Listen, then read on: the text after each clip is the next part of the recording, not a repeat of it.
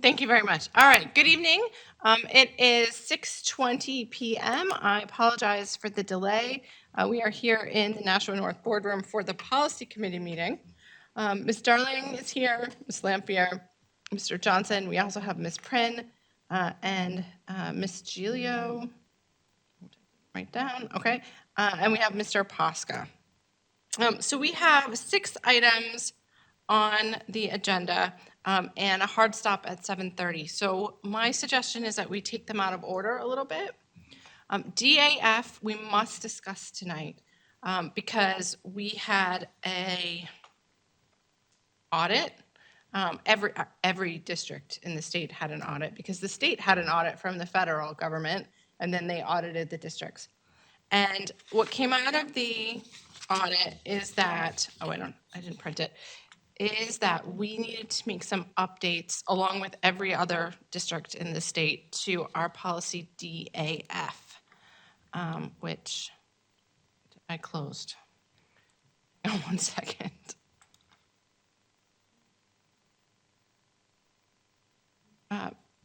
Mr. Posca, can you explain? So, as Ms. Raymond said, the federal government audited the state government.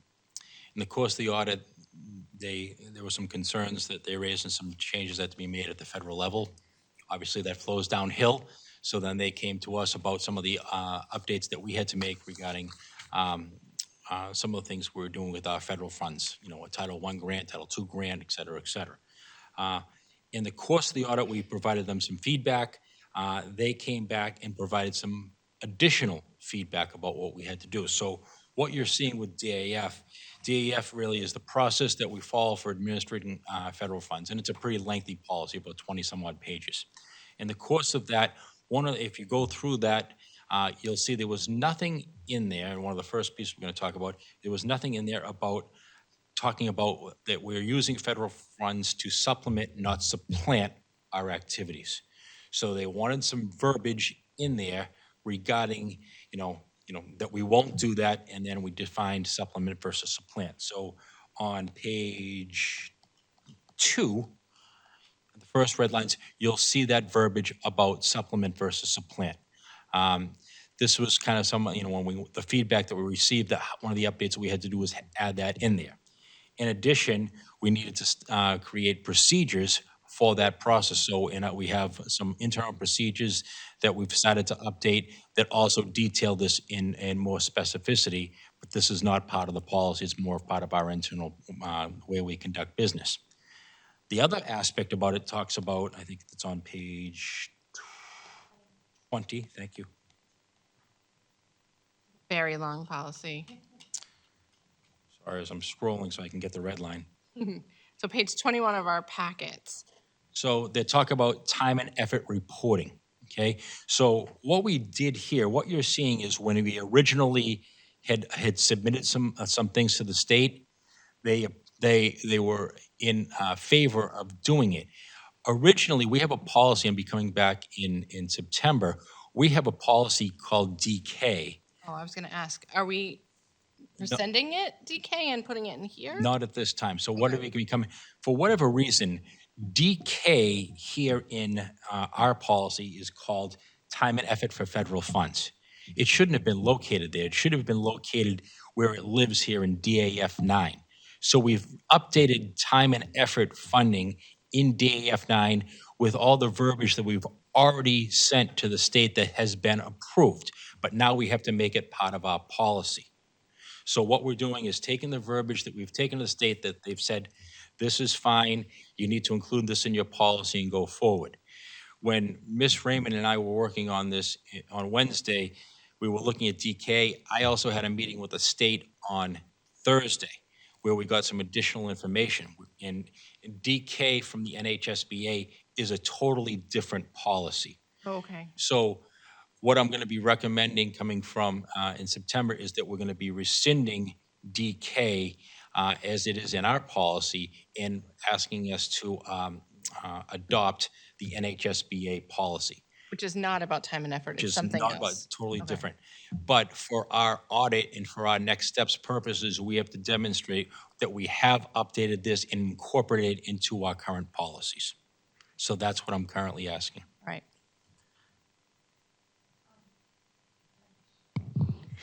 So it says that there's 3 different ways that you are going to document the time and effort reporting requirements.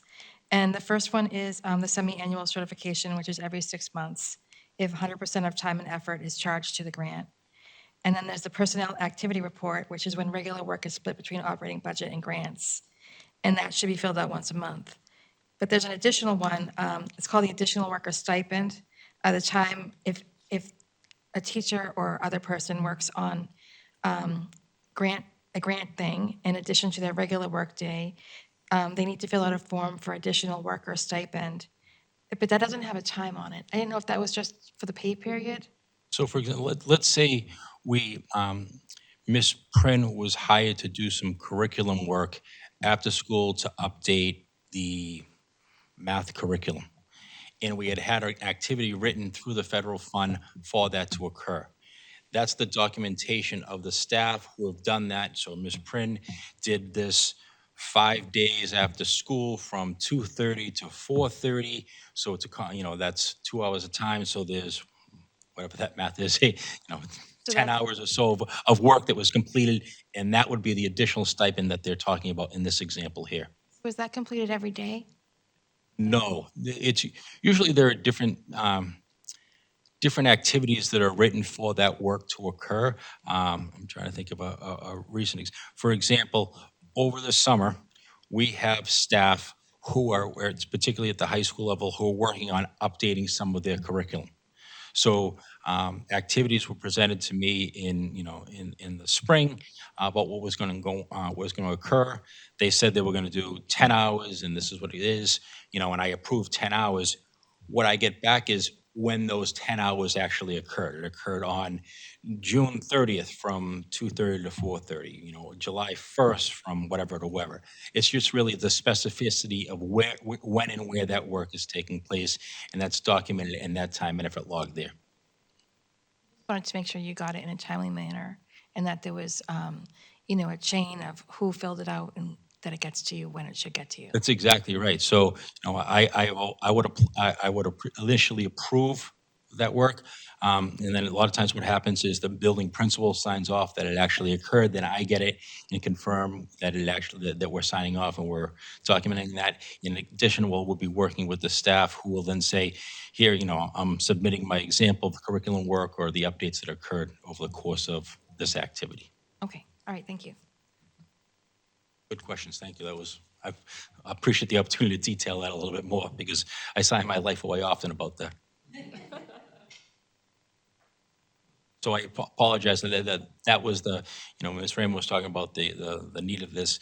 We need to present some of these updates to the state. And we want to be able to document that we've brought this to the policy committee and we're following through on what we said we were going to follow through an update. Quick question. Ms. Gilio. Has this been being followed in the past, this logging procedure? I How would- have we been keeping track of who's been working on grants and how they get paid for them? Absolutely. I think we have been doing it. I think maybe it's not always on the same form. Oh, okay. So I think that the consistency of the process, and that's where kind of some of the audit came back from, that this is the form, this was to be signing form. I think we've been doing it, but I think they just want to make sure it's done consistently every time you're doing it. Okay, thank you, I get it. Okay. Any other questions? Nope. All right. So I move that we approve DAF as presented tonight. Second. All in favor, say aye. Aye. Wait, only,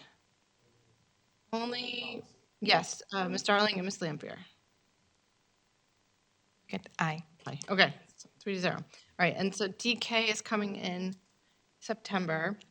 Then we have CBI and CBI F1, which should not be a surprise to everybody because this is the form that we use for superintendent evaluations.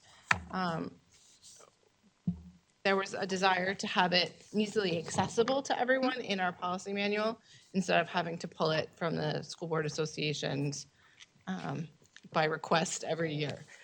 So I'm just going to move that we adopt CBI, and then I'll make a second motion for CBI F1. Second. Okay? All in favor, say aye. Aye. Aye. And I'm sorry, were there any questions on it? Great. So I move that we also adopt CBI F1. Second. Okay? All in favor, say aye. Any questions on that one? I'm Oh, sorry. okay, that's okay. So when I read through the form, it lists for each part, it lists sample policies that go along with it. And we don't have all the policies. I didn't know if we were going to have to add those policies or how that worked. This, if I could jump in, this form came directly from the NHSBA. Um, Last week, when Ms. Raymond and I were doing the work, Ms. Kinsella was actually on vacation, so she didn't have the opportunity to put this in the appropriate format. So this is a copy of the form as we took it from the NHSBA. We wanted to get it to you for this discussion, this policy meeting today. If it is approved, then Ms. Kinsella will work on the formatting to get that back up. But this is the copy of it from the NHSBA. I don't think it's just a sample policy is what we're talking about here. So I think the motion, I'm sorry, I'm going to change it. I think the motion is to approve it, but to take that NHSBA, instead of saying NHSBA sample policies, it should say Nashua policies, and then only the ones that we actually have. And I will do that work.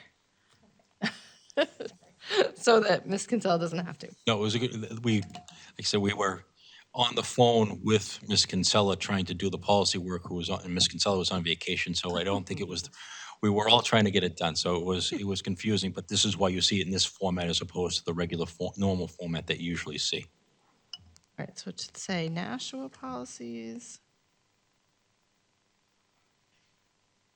And I'm going to pull all those other ones to see what they are. Maybe we want them. All right, so that's the motion. Ms. Darling, are you still seconding? Yes. Okay, all in favor, say aye. Aye. Aye. Okay, and then the reason that we have guests tonight is because we had previously talked about IL, Evaluation of Instructional Programs. And when we went to the full board, really there was a sense that the language was a little too loose, especially as we're talking about curriculums and some of our general feelings about how curriculum has been rolled out. Sometimes it's rolled out without preparation. Sometimes it's not evaluated after it's been rolled out. And sometimes I think our teachers feel like they get a new initiative every year. And so Mr. Posca and I were pulling policies that have to do with it. And so I also pulled ILBA, which is assessment, which talks about how we use data to assess these things and how it's supposed to inform the curriculum that we choose. And then I pulled the curriculum committee policy, BDEC, because I just thought since we were talking about curriculum stuff, we should look at that. And this is really far out of my wheelhouse. Like, I don't really know a lot about, don't have a lot of knowledge about this. But it seems to me that the board was unhappy with the language of the superintendent will, from time to time, report to the board on the progress, and that we maybe wanted to tie it into ILBA about like what that will look like. Like, does superintendent or their designee report to the curriculum committee? Do we want to identify time markers? So I didn't envision us necessarily coming to a resolution tonight, but starting the conversation and maybe even handing it off to curriculum to continue the conversation and then bring it back to us with what you guys think. Darling? I want to be very upfront here. When it comes to curriculum writing, that is not something I've ever done. I've never evaluated a curriculum. I have only experienced learning from one as a child. So that being said, one of the very fascinating classes I took on school district finance, they brought up the fact that, in their opinion, that curriculum should be getting evaluated quarterly. And if something's not working, if something does not cause an improvement, get rid of it, change it. Like you are seeing, it's not a matter of you shouldn't, the curriculum is slow to get started. Either it's going to work or it's not going to work. And I don't know where the accuracy of that is. I don't know if quarterly is reasonable or if that's excessive. So please educate me here. It takes time for curriculum to be implemented. I would say at least a year, if not 2 or 3 even. Okay. Generally, as a general rule, curriculum should be reevaluated every 5 years.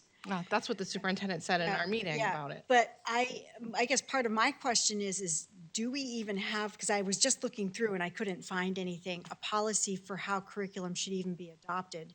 Because it feels, and I'm using the language arts as an example. My understanding was we were using a program, it seemed to be working okay, not, it wasn't perfect, but then all of a sudden, there was a decision made that new curriculum needed to be rolled out, and it wasn't piloted.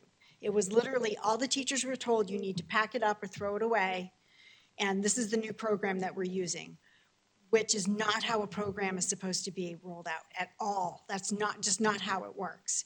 The teachers had no say in the curriculum that they were told that they had to use, and that was part of my consternation last week was that, okay, we're approving professional development to use this program. It's still supposed to be a pilot. We're not supposed to be implementing or adopting this program yet. Why are we treating it as if it is? So I think if we don't have one, I really feel that we need to have a policy that talks about exactly how curriculum should be adopted and let teachers and parents also need to have a say. More, because the teachers are the ones that need it. And it takes at least 3 years for a teacher to begin being good at a new program. I say this as, we recently in my district, we adopted a new math curriculum. We still used the old math curriculum while we were still piloting. We piloted 2 or 3 different programs, and then the committee came back and we decided which one we liked the best. And next year will be my 3rd year of full implementation, but we still used the old program while we were trying to find out. And I'm hoping, at least for me, I can only speak for myself, that I'm actually going to be comfortable, and the students, because it takes a while for students to get to learn to use a new kind of, because it can be done in a different format, there can be different learning styles. It takes at least a good 2 to 3 years for kids too. But we should still be looking at the assessments, because we, even in the first year that my district adopted the new math program, our test scores went up. So it was obvious even in the very first year. Thank you so much. So that was my experience with Amplify Science, is that when we were doing Amplify Science, the teachers broke up into 3 cohorts and tested 3 different curriculums throughout a year. And then they met together to discuss as a group which one, and they sent one forward to the board, and then the board voted to purchase Amplify Science for the district. I know Mr. Claffey had said he didn't have a problem with one recommendation and saying we're going to go with this. My concern is that I think everyone just feels like we're kind of flopping around with this, right? And I want to make sure that we have a more robust curriculum evaluation process than we have seen since COVID. And I also want it to protect both get the most quality stuff for our staff and our students, but also, prior to Amplify Science, I remember there were years where it was a new curriculum every single year, and teachers were spinning their wheels. Philo? Hi. I agree with everything that Ms. Prince has said, and I agree that if we do not already have a policy that tells us how we should be introducing and evaluating possible curriculum we're going to adopt, that we need that policy. If we had had that in place, I don't think we would have had a lot of the confusion we had over some changes that occurred the last school year. So if we don't have a policy, we definitely need one. So if we look at the policy that we have, it just says, IL just says, the superintendent will report to the board on the progress the district is making towards the attainment of its educational goals and improving student performance. There's nothing in there about how we evaluate, except that the superintendent will evaluate it. There's nothing in there about like pilots or anything like that. And I wasn't able to find anything, right, that we could like plug in there. So I'm really looking for language from the curriculum committee about what exactly it is that you want the district to bring. And then as we open that can of worms, should it be a policy or like big P and be written down here, or should it be a procedure that the district follows? But say they don't, like say we want to say you have to have 3 options, but maybe they only find 2, will that make them in violation of a policy? Right? So that's the kind of discussion that I think needs to happen, and I don't know that this group is the best or not. I don't know. I don't know what I'm talking about. The other thing is ILBA, which I pulled, which is the assessment one, and the assessment talks about how we use data, right? And that it hasn't been updated since 2015. And I'm sure that we use data differently than we did 9 years ago. I kind of like policy BDEC that says the curriculum and evaluation committee shall advise the board on this stuff, because I think that that is correct. I think all that information goes to curriculum and then it comes to the full board. But as a member of the full board and not the curriculum committee, I wish that we were getting some of the data at the full board occasionally, like an annual report or a semi-annual, like twice a year. I think at least, well, I would say, knowing that we have standardized testing once a year to be able to even see overall how the district is doing with those test scores. Not that it's a be-all, end-all, but it's a marker to see. And I don't know what other programs are like, but I do know that like the new Amplify Math, for example, everything's done online, and it's really easy to see the grades online and see what the kids' test scores are like and where we need to work more. So, Mr. Posca, do you have any thoughts on what's realistic for the district to bring to us? And we're talking a lot about elementary, but I would also kind of like to know, like, how is our language arts curriculum working at the high school? Like, do we have the best physics program? Do we like, I don't know the answers to those questions. We instituted robot algebra at the high schools here, which we helped to write several years ago, and then I haven't heard a peep about how it's doing. I think that brings up some good questions about, kind of some of the big picture. So we'll go back to what Ms. Prince said before. I think I remember my previous district, Massachusetts, every year I would have to do a presentation to the school committee regarding our MCAS scores. Now, to Ms. Prince's point, it's just one data point at one point in time, but at least it tells a little bit of the story. When should one of those questions, one of the conversations that Ms. Raymond and I had is, should we be at the full board level, should we be having some conversations about what that looks like at the district level, and then possibly in the curriculum level have school presentations where they're talking about the stories of their schools, about what's going on for the next steps. Is that something there? When we get into some of the more specific, like when we're talking about some iReady data or some our common assessment data, where does that fit in telling the story? And that's really the kind of the phrase I'm using is we're telling our story. We have to, talk about the narrative. We know where our strengths are. We know where our opportunities for growth are. And I think those are some of the things that we should be talking about on a more regular basis. I think the question arises, where is the best opportunity for us to have those conversations? The full board or at the committee level? And I think that's kind of some of the things that we want to talk about. I think it's one of the things we talked about last year, and I go back to the policy BDEC, is kind of updating the policies for the committees to reflect the work that is occurring on the regular basis. Is this the opportunity for the committee to say, this is what we want to occur within us? I think the idea of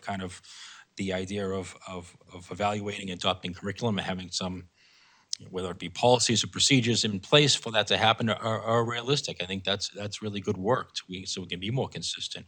I think if we could get some, and I think just have these conversations of where we think that's best to occur, I think that's really a great opportunity because we have there are 2 board meetings a month.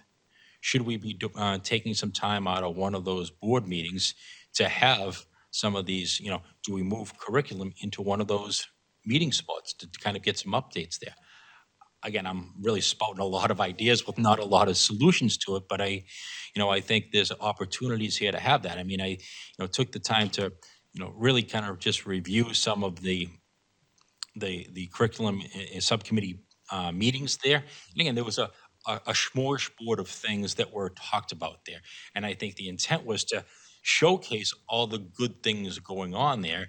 But I think what I'm hearing here is I think there wants to be there needs to be some more focus in this as well. So how do we kind of combine those good stories that I think, really showcase who we are as a district? At the same time, we can't take our eyes off the prize about what's going on. So how do we kind of balance both of those out? Go ahead, Chair. I just, I appreciate what you said about we need the data, but we also need the stories. And we do need both. And I've only been on the curriculum committee since this January. I don't see that we've gotten a lot of data at all at any of our meetings. And that's lacking. And how can we pass that along to the whole Board of Education if we don't have the information ourselves to begin with? So that's kind of a lacking kind of thing. Right, and I don't want to boil things down to just test scores because that doesn't tell the whole story. But the first year I was on the board, I was on the curriculum committee, and they had a meeting about iReady data in the fall, right? And they talked about how much learning loss or not occurred over the summer. And then there was a meeting where they talked about, the Power Scholars program, the summer school, and whether or not that was mitigating learning loss. And I remember this whole discussion about finding that the Power Scholars program had less learning loss than the previous program. And so then I feel good about voting to fund that program, right? And then they would do, iReady does it in the fall, in the winter, and in the spring. And so they would bring a presentation to say, listen, our kids are showing some steady growth, or, since we instituted Eureka, it's had this impact or not. I just don't know how to make that in a policy. And I guess maybe the question is, do we need policy IL if it already says in the curriculum committee policy that that's supposed to be happening? Johnson? I say, building on the story aspect, one of the things, and brought this up in the meeting, is I think we also need to hear from the teachers on how these programs are working in the classrooms. And even on the upper level, even maybe hear from some of the students on, obviously not elementary school students, but the high school level students. Do they feel when a new program is implemented that they're getting more out of it? It'd be interesting to hear those aspects along with, the superintendent's valuation. I just have a question too, because we've just both been on the committee since January, but I know that when your committee is meeting, your policy committee is meeting, you meet together and you go through and you spend time putting everything together. I know that Jen meets with Dr. Andrade to put together our agendas. I'm not sure that Neil ever had the opportunity to meet with our previous assistant superintendent, who was the person who was, running the committee meetings, so that we didn't have a real robust agenda to even look at when we came to the curriculum. So I think that there's a lot that needs to happen that's not happening now.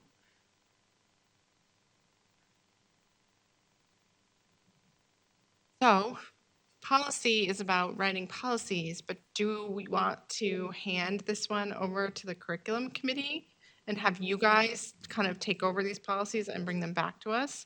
I know that you guys haven't met for a little while, but this might be a way to get going. When I talked to Mr. Claffey, he had wanted to wait for a new assistant superintendent to be in charge of that, but I don't know how long that takes because there's a season to hiring, and so I don't know if we'll have an interim, if there'll be a retiree who comes back, if, I don't know what the plan is yet. I could, I think Dr. Andrade was planning on um, scheduling a meeting with the Curriculum Evaluation Subcommittee. I don't know when that was. I know Ms. Kinsella was on vacation last week. He's on Next Tuesday vacation at 4:30. next Tuesday at 4:30. I knew it was coming up. So I think, that might be, part of the conversation, or the extension of this conversation is kind of the next steps. I mean, I think, he is also looking for, the possibility of having more presentations done at the board level for that to happen. But I think that's, to Ms. Julio's point, what happens at the board level, that we're going to do that presentation, and then how will the subcommittee kind of, you know, supplement that work as well, so that they can work and continue. Where does the best, where does the story live? And I think it can live in multiple places, but I think there has to be that kind of the strategic aspect of it is, this is the work that's going on in the committee. This is what's going to then go forward to the full board for that presentation. I like the idea of having curriculum maybe work on policy to the policy committee or the full board. Just think that yeah.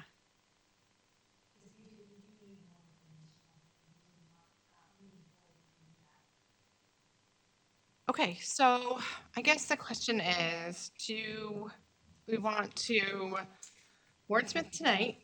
Do we want to take it home and think about it and instead make a motion to send these policies to kick off curriculum? I don't know what is on the curriculum agenda for next week. No, Mr. Posca? Do not. I mean, I think it might not be a bad idea, at least to start the discussion at the curriculum level, this is what, came up for. I think everyone's in agreement that we need to do it differently. What is the best way for us to do it going forward, to make sure that, the board gets the information they need, and also we're presenting this information to the public about what's going on. So it's kind of a combination. I think I heard someone say before, there has to be more data. Yes, there has to be more data. And I think that's just one aspect of the story to talk about what is occurring. There's, district-wide level data, there's school-level data, and I think we can be disaggregated to kind of talk about what's going on for those next steps, and I think that would be a good way to do it as well.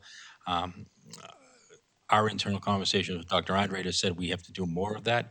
I think that's part of the conversation. It's going to start there, so we can get some more, I don't want to use strategic, but it has to be more kind of, planned how we're presenting this information. It just, this week we talked about this program. Next month, we're going to talk about that other program. Well, why? What is it? Is it, this month the focus is on elementary. The next month it's going to be on middle school. The following month it's going to be on high school. I think there has to be some strategy involved for how that's coming out, in what that looks like. So, as you come into a meeting, this is the focus, and you might have those people in the audience or watching it for that presentation.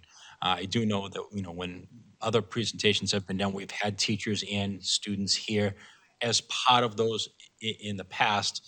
I don't think it's been consistent, so I think that's the next step for us is if we're rolling that out, what does that look like? And I think we can be more consistent with our practice. I think that's definitely helpful, because I mean, the whole purpose of the policies, and frankly, the board, is to serve the district, right? It's to make sure that the district is doing the best we can to support our staff, so they can support our students, so that our students have the best opportunities. So I feel like we are kind of, the way it's been working is not optimal.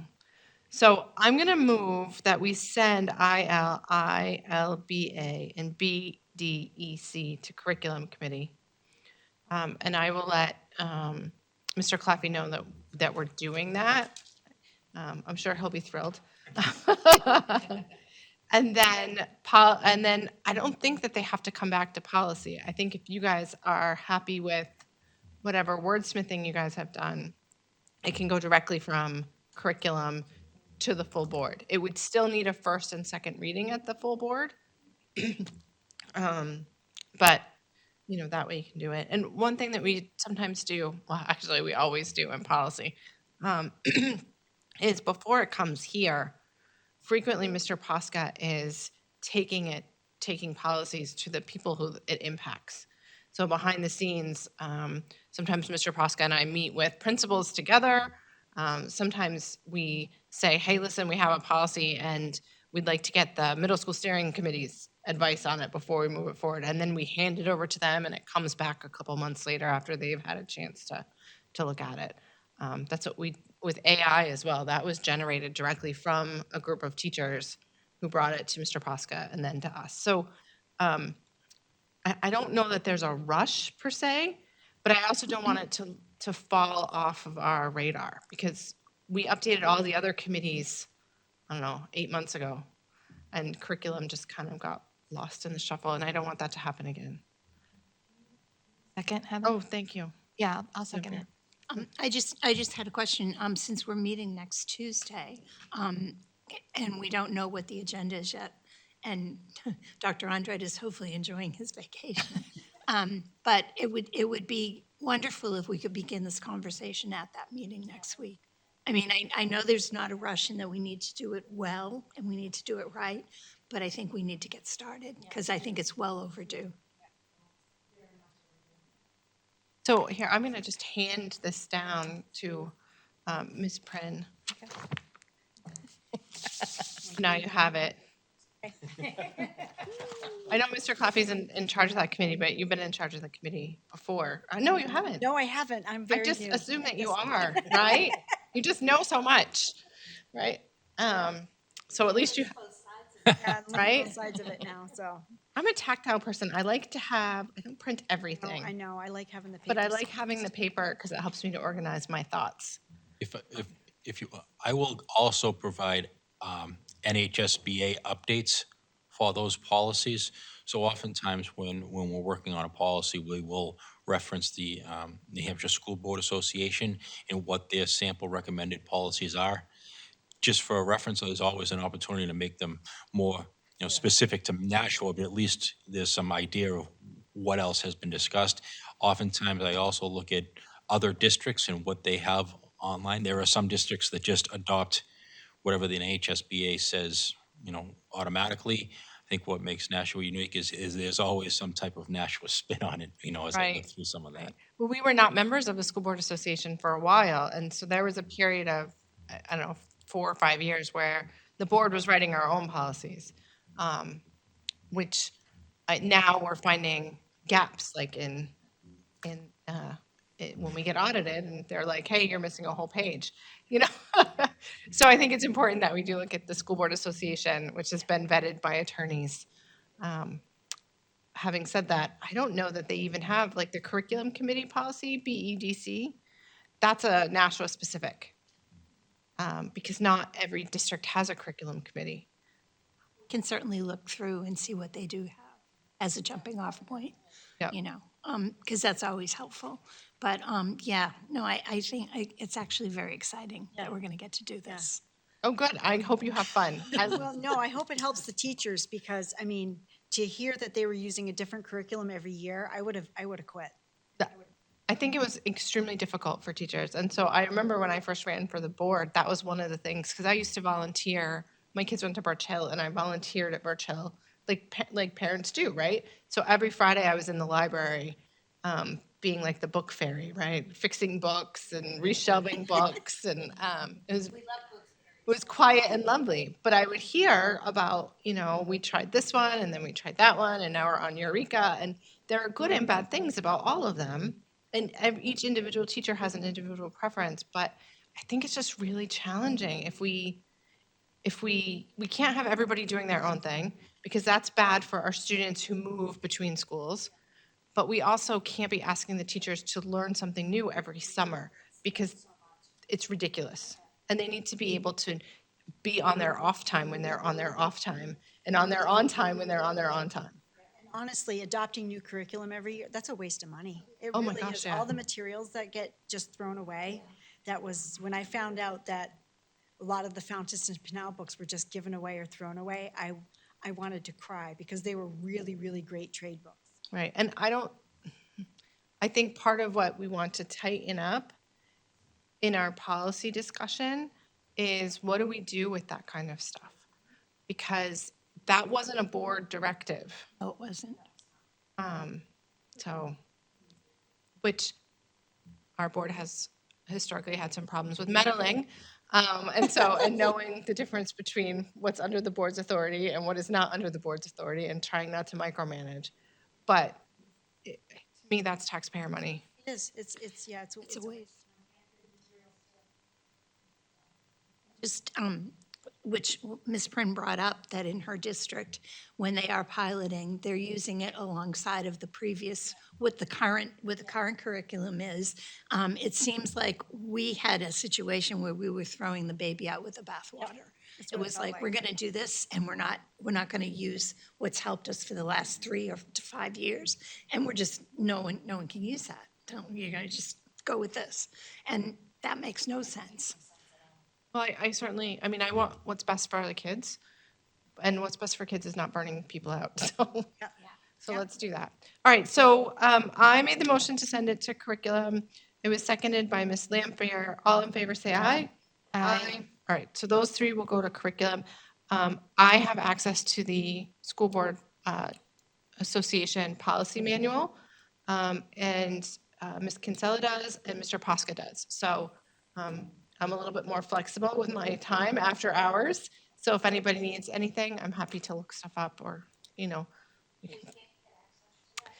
No, they only allow so many accounts per district. Having said that, I'm entirely happy to have coffee with someone and we can look stuff up together. All right, well, all right. So that's all I have for tonight. Next month, we're going to talk about making DK aligned with what the School Board Association has with DK. And then the only other thing I have on my list is I told Mr. Posca I was going to mention this, I'm getting a lot of emails and text messages from people who are nervous about cell phones as we go into the new school year. We don't have a cell phone policy here in Nashua. I don't have a sample policy. I know there's a pilot at North, and people have a lot of different feelings about it. So I'm just going to put it out there that if board members have feelings about it, I'm happy to listen and take the emails, and we can have a discussion or not have a discussion about it. I think that's great, because there's been a lot of national discussion going on about that. Yeah, I'm getting a lot of people sending me articles and stuff. I'm really struggling with it. I don't want our teachers to have to touch $1,000 pocket computers. Like, the liability just freaks me out. But I also want our teachers to be able to have classrooms of engaged students. Can I ask something? When you guys were in school before cell phones, because I remember my first cell phone. I was 16, so I'm assuming everyone here remembers a time without them. I was much older than How did you guys communicate to your friends during class? Oh, we made those. And are you telling me a cell phone is any more or less distracting? It's way more distracting. It is. I was going to say, so are we teaching them to moderate themselves, or are we enabling an addiction by saying, here, put it in this drawer over here because I want your attention, rather than actually making an engaging conversation that kids want to be involved in? And I have no problem with a teacher picking up a phone and reading text messages. I think my point that I try to make is the problem's not going to change. Kids will always find a way. I worry about taking their phones away because kids get so anxious and parents get so anxious when they can't get in touch with each other. Right. So to me, this is it's just such a big discussion. It is. As long as we live in a country where shooting is a potential issue, I want to know my child has his phone on him at all times, not to call for help necessarily, but so I get that last message. I just don't want to be the sole person who is gatekeeping whether or not we put it on an agenda, because the pressure is getting to me. Yeah. Does that make sense? I would rather maybe put it on an agenda and hear from people who are willing to speak publicly about it here at the board, and then decide what to go, rather than having me be like, no, we're not putting it on an agenda because. I think that would be helpful to do at the full board rather than the policy committee, just because so many people will come from the community maybe we can get other people to come who know. I don't things know. about both sides or- I also don't want it to turn into a circus of complaints, right? And I don't want it to be, well, this teacher does this and that teacher does that and run into the kind of personnel issues. So I don't know. I'm happy to hear what the board thinks. I think part of my worry is when it becomes that circus, which is a fun word for it, actually. I find that it's the same groups of people that come in because it's those groups of people that watch the meetings. We already know their opinions. We get their emails because they also email us and they also call us. Miss Lamphere made a really good point at the last board meeting about how a lot of our communities don't necessarily have the same access to these meetings or the knowledge about these meetings. So I feel like when we push something to the full board specifically to get community input, really we're asking, can we get this same 100 people's input out of 90,000? I wish there was a better way we could get the word out. Could we consider having an ad hoc committee and reaching out to people all over I would love that. I mean, before we actually decide on a policy or. Right. So I think my suggestion would be to start with putting it on a policy agenda and pulling the student handbook guidelines. Because we don't have a policy capital P, but we have procedures regarding cell phones, right? That are listed in, there's different from middle school, it's different from high school, and they're not allowed at all at elementary school, right? So I think having that brought forward and having that awareness out in the community that, hey, we do have rules. And then maybe even bringing the pilot that North did last year and getting some, well, what were the rules of the pilot? How did that go? And starting with that as opposed to starting somewhere big. Does that make sense? We also need to think about smartwatches too, because elementary kids wear these and you can text from them. Elementary kids have them? Oh, they do at my school. Actually, they're now geared towards kids. The Gizmo 1 and 2, it's a little GPS locator so you can track your little bug as they walk to and from school. I have I so forget many. sometimes that that might like be something 8-year-olds are that's gonna have to considered be included responsible in that. enough to do that. I mean, kids are allowed to wear them, but like during any kind of testing and stuff, they have to have them. Off, yeah. I have feelings about the surveillance state on kids instead of actually interacting with kids, but I'll just leave that for another time. Mr. Johnson? Just, I touched on this when we discussed cell phones before, is that there are some kids, as we said, there are many computers, who are learning disorders and sort of need that phone. And it might be in their IEP, but again, you have the issues of in a classroom where one kid's using his phone, the other kids are all like, what's going on here? So it is it's multi-layered, it's difficult, and takes a lot of thought, but also the understanding that there will be exceptions to the rule Right. based on certain children and their certain needs.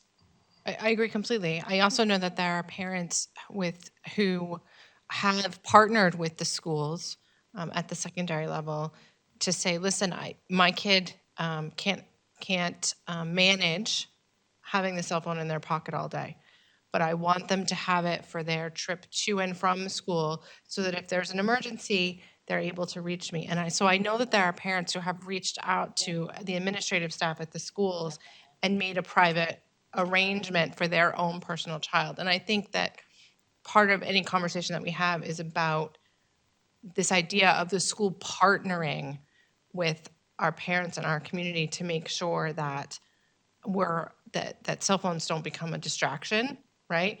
But we're also meeting the kids where they're at and the families where they're at. I worry if we go too far down the road of no cell phones that we're going to end up in a situation where kids are being sent out of class, right, for not having the cell phone, and then we have angry parents who are refusing to take it away or not let their kid have it in school or whatever. And I don't know what's happened in other districts with that. I don't know how that works. So this is all more information. According to an article posted by USA Today on Friday, several states have moved forward on statewide legislation regarding whether cell phones should be banned in class or restricted in schools or anything else. this is one of those hills that I am all for saying, hands off, let's let the state legislator make the decision when and if they choose to.